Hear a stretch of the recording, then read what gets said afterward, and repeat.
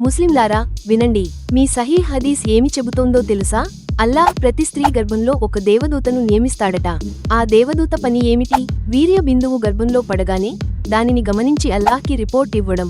కానీ ఆలోచించండి, వీర్య ద్రవం అసలు గర్భాశయంలోకి చేరదు. నిజానికి కేవలం స్పెర్మ్ కణాలు మాత్రమే ముందుకు వెళ్తాయి. మరి ఈ దేవదూత ఏం చూస్తున్నాడు? వీర్య బిందువు రిపోర్ట్ అల్లాహ్కి ఎందుకు ఇస్తున్నాడు? హదీస్ చెబుతోంది, అల్లాహ్ ప్రతి స్త్రీ గర్భానికి ఒక దేవదూతను నియమిస్తాడు. ఆ దేవదూత అల్లాహ్కి చెబుతాడు, ఓ ప్రభూ, ఇది వీర్య బిందువు. ఓ ప్రభూ, ఇది రక్తపు గడ్డ. ఓ ప్రభూ, ఇది మాంసపు ముద్ద అని. అప్పుడు అల్లాహ్ నిర్ణయిస్తాడు, అబ్బాయా, అమ్మాయా, శాపగ్రస్తుడా, సుభిక్షుడా, ఎంత ఆయుష్షు, ఎంత ఆహారం, ఇవన్నీ గర్భంలోనే వ్రాయబడతాయి. ఇది సహీహ్ బుఖారీ, సహీహ్ ముస్లిం పుస్తకాలలోనే ఉంది. ఇది కేవలం నేడు పండితుల కథ కాదు.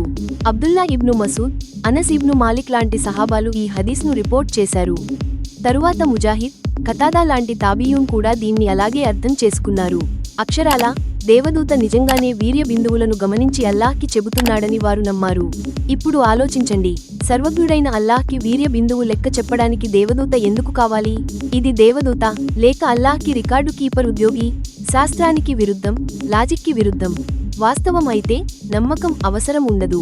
ఇది మానవులే సృష్టించిన కల్ట్ నమ్మకం, దైవ సత్యం కాదు.